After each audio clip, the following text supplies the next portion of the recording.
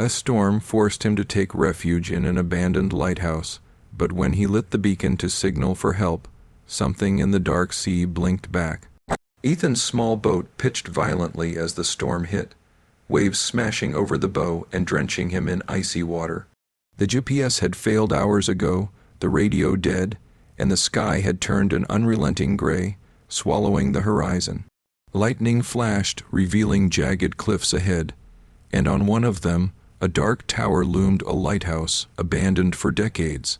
His last shred of hope clung to its silhouette. He dragged the boat onto the rocks, nearly losing his footing on the slick stones, and stumbled up the cliff toward the structure. The door creaked open with a push, revealing a narrow spiral staircase curling upward.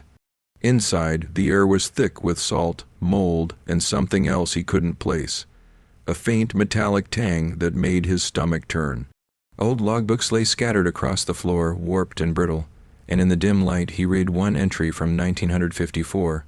Visibility poor, light malfunctioning, something in the fog. Determined to signal for help, Ethan climbed to the lantern room. The great Fresnel lens sat dormant, cracked and caked with dust. Lightning illuminated the ocean, and for a moment, relief washed over him. He cranked the ignition handle, and the beacon sputtered to life, casting a powerful beam over the storm-tossed sea. The light cut through the darkness, revealing nothing at first, just waves and spray. Then it blinked back. Not lightning, not a reflection, deliberate, timed flashes. Ethan froze. The pattern was unmistakable. Someone or something was communicating. He tried to convince himself it was another lighthouse or a distant ship, but the flashes moved closer, almost mirroring the rotation of his beacon. The intervals grew irregular, mocking him, as if aware of his presence. He descended the stairs in a panic. Wet footsteps echoed behind him, soft but deliberate. "Hello," he shouted. Silence. Then came a knock, slow and hollow against the wall. Knock, knock, knock. Ethan's heart pounded. Every instinct screamed to run, yet he couldn't leave the light on. The storm raged outside, and the darkness felt alive, pressing against the walls like it had a mind of its own. When he glanced back at the ocean through the glass, he saw the shape, enormous, black, surfacing through the waves. It was too massive to be a ship, too fluid to be natural. An eye, as large as a car, blinked at him from the storm, reflecting the lighthouse beam. Ethan's vision tunneled, his breaths shallow, as if the cold itself had thickened. The beacon flickered wildly. The logbooks on the floor shifted as if moved by invisible hands, opening to a new line written in wet, smearing ink. "We warned you not to light it." Lightning illuminated the cliffs again. Faces appeared in the rocks, hundreds of pale, frozen visages with mouths twisted in silent screams. Ethan stumbled backward, heart hammering. The great lens of the lighthouse shattered inward as a slick, black tentacle slammed against it. The storm's roar became a chorus of groans, the wind carrying whispers that clawed at his mind. He fled the stairs, desperate for the door, but the structure seemed to stretch, elongate, trapping him in the spiral. Shadows moved with him, impossible angles bending his perception. The air grew thick, each breath tasting metallic, as though he were inhaling the storm itself. When he finally burst outside, lightning illuminated the sea once more. The massive shape submerged, leaving only a ripple. Yet the glow of the beacon behind him continued to flicker, and he felt eyes watching, unblinking, from the darkness beneath the waves. By the time rescue crews arrived days later, they found only a shattered lighthouse and a small boat washed up on the rocks. Ethan was gone. Some say that during storms, the old lighthouse still lights up, the beam swinging across the cliffs. Those who dare watch claim the sea blinks back, a pulse in time with the light, as though it remembers and waits. They told him the old Arctic relay station hadn't transmitted in years until last night when someone or something started calling his name over the radio. The problem, the voice was coming from a place where no one had been alive for decades. Daniel Hart stepped out of the helicopter into a gray wasteland of ice and wind. Black, hollow relay station loomed ahead, a half-buried metal cube that had survived decades of Arctic storms. The air was so cold it burned his lungs, and the snow swirled in endless white waves, swallowing everything beyond a few yards. This place was supposed to be silent, empty, forgotten. Instead, it hummed with an invisible presence, as if the wind itself carried memories. Inside, the generator coughed to life, and the hum of old radios filled the room. Daniel set his equipment down and took a deep breath, thinking he might finally enjoy the solitude. The first nights were quiet, almost peaceful, filled with the subtle creaks of metal contracting in the cold. But on the third night, the static on one of the old transmitters changed. A faint whisper broke through, high-pitched, tremulous, urgent. "Hello? Is anyone out there?" Daniel froze. His hand hovered over the microphone. The frequency hadn't been used in decades. Whoever this was, they shouldn't exist. He repeated the call. "Black Hollow Station, identify yourself. Please help me." It wasn't just the voice that unnerved him. It knew his name. Daniel spun around, but the room was empty. He tried to trace the signal, but the coordinates made no sense. It seemed to come from within 3 miles of the station, but beyond the metal walls stretched nothing but ice, wind, and silence. No structures, no people, no life. Night after night, the voice returned, growing more insistent, more human, more desperate. Daniel tried to shut off the transmitters, even cut the power entirely, but it didn't matter. The voice whispered through the walls, through the vents, through the static, always calling his name. He started hearing other things. Faint creaks and thuds, soft scratching on the metal siding, shadows moving across the snow outside in shapes that weren't quite human. He began to dream of the station's past, or perhaps its victims. A pale woman crouched in the snow, frost clinging to her hair and clothes, reaching for him. Sometimes he saw multiple figures, lost crew members from decades ago, wandering the ice in frozen panic.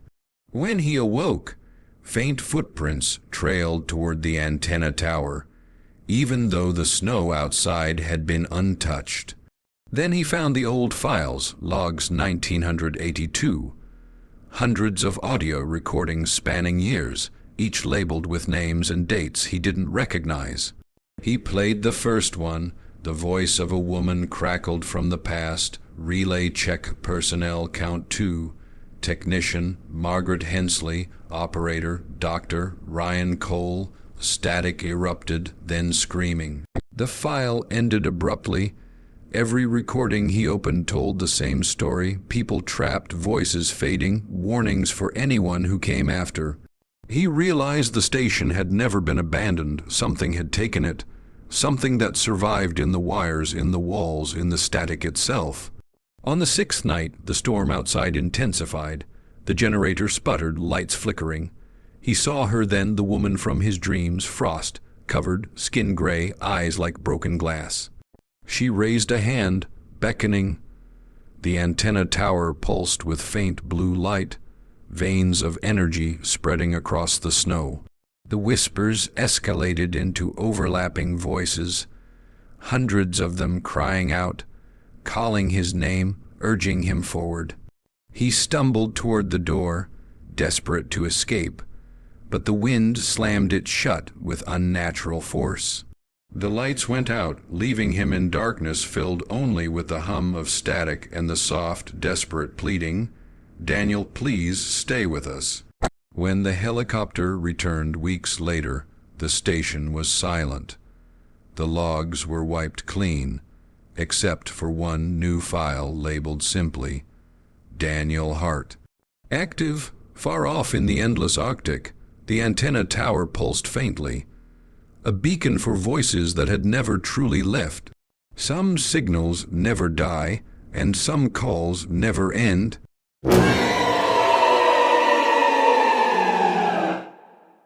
They said the rescue team never found the missing hikers. But when the new ranger reached the old cabin deep in the woods, he found their campfire still burning and heard them whispering from inside the chimney. Ranger Kyle Monroe had spent years patrolling the Northern Pines Reserve, but the western ridge remained a mystery even to him. It was a stretch of forest so dense and remote that sunlight rarely touched the forest floor. The GPS signal faltered in the shadow of towering pines, and the wind sounded different here, deeper, older, almost sentient. 2 months ago, 3 hikers had vanished in these woods. The search teams had found shredded tents, scattered food, and strange symbols carved into the bark of ancient trees. After weeks of fruitless searching, the authorities gave up, calling it inconclusive. Locals whispered about Ash Hollow, a cursed place where people disappeared and were never seen again. Kyle didn't believe in curses, not completely, but even he couldn't deny that something felt wrong. When the first snow fell, Kyle volunteered to check the old ranger cabin near the ridge. It was a small, leaning structure built decades earlier for fire watchers. He wanted to ensure no one had broken in or tried to make shelter there. The hike took hours. Each step was laborious, snow sinking past his knees. Branches clawed at his jacket and face as though the forest itself were trying to push him back. The silence was oppressive. Birds didn't sing here, animals didn't stir, and even the wind seemed muted. It wasn't just isolated, it was abandoned in a way that made every step feel watched. By late afternoon, the cabin appeared half hidden by snow-draped evergreens. Smoke rose from the chimney in thin, curling wisps, defying logic. Someone had been here. Kyle's heart raced. He called out, "Ranger service, anyone inside?" No response. He approached cautiously. The door, warped and weathered, creaked as he pushed it open. Inside, the cabin smelled of smoke, wet pine, and something metallic, faint but sharp. Dust hung in the air, but the fire in the hearth glowed low, casting flickering shadows across the walls. The floor was strange, covered in soot and ash, yet patterned with 3 sets of footprints circling the fireplace. They were fresh, though no living person could have been here. Kyle shivered and radioed for backup. No signal. The forest swallowed his call. His instincts screamed to leave, but he couldn't. The fire burned unnaturally steady, almost inviting him in. Then he heard it, soft, muffled whispers drifting from the chimney. "It's warm down here." The voice was human, yet hollow and distant, as if carried through a deep, impossible space. Kyle froze. The whispering grew louder, joined by 2 other voices overlapping, their tones blending into an incomprehensible hum that vibrated through the cabin's walls. Kyle scanned the room. The shadows stretched unnaturally, elongating and twitching along the floorboards. The walls seemed to breathe, subtle movements under the peeling wallpaper, as if the cabin itself were alive.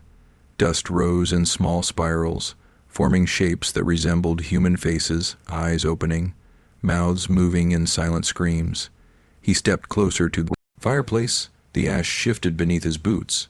Something gleamed in the gray half. Buried beneath soot, a camera. Kyle picked it up and wiped it clean.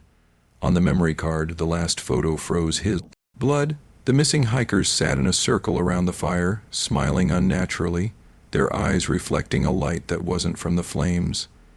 Behind them, pale figures crawled upward, grotesque and humanoid, emerging from the very ashes of the hearth.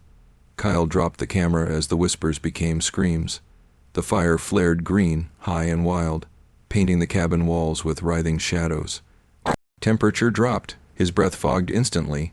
Every instinct told him to flee, but the door slammed shut violently, trapping him inside. Panic clawed at his chest. The fire seemed to reach out, with blackened tendrils touching the walls, the ceiling, and even the floor, as if it sought to claim him. He tried the windows. Frosted panes prevented escape. The forest outside was silent, empty, and wrong. No wind, no snow movement, nothing but a suffocating black stillness. Every step he took inside echoed too loudly, reverberating unnaturally, as if the cabin were mocking him. He clawed at the door, splintering the frame, finally bursting into the forest. Snow slammed against his face as he stumbled downhill, ears ringing with whispers and laughter, indistinguishable but always near. Behind him, in the cabin clearing, the fire flared and faded like a heartbeat, glowing orange and green. Shadows moved within it, climbing the walls and stretching into the trees, disappearing as suddenly as they appeared. Kyle ran for hours, disoriented by the dense forest, snow obscuring familiar landmarks. Branches tore at his clothing, roots tried to trip him, yet every time he thought he'd escaped, he heard whispers again, faint, urgent, calling his name. The further he went, the more the forest seemed to shift, guiding him back toward the cabin. The same oppressive silence followed him, heavier than any snowfall. By morning, search crews found him wandering in circles near the ridge. His eyes were wide, vacant, and he repeated the same words over and over. The fire never goes out. They're still burning. He couldn't explain what he had seen, nor could he remember how he had survived the night. The missing hikers were never found, and the cabin had disappeared. Where it had stood was only a clearing, blackened earth in the shape of a hearth, with smoke no longer rising from the non-existent chimney. Locals now call it Ash Hollow. On quiet nights, hikers and hunters claim to see a faint glow deep in the trees, an orange flicker that should not exist. Some hear whispers that seem almost human, coaxing them closer. Those who approach too closely rarely return unchanged. Some come back disoriented, speaking of a fire that burns without heat, of shadows that climb from the flames, of voices that call their name. And if they listen too long, they, too, disappear. Folded into the forest, another whisper added to the chimney of Ash Hollow. Some say the fire consumes the lost, trapping them in a world that exists only in smoke and shadow, feeding on fear, curiosity, and isolation. Others claim it waits patiently for new wanderers, luring them with warmth in the cold, a false comfort in a forest that has forgotten humanity. And the fire never dies.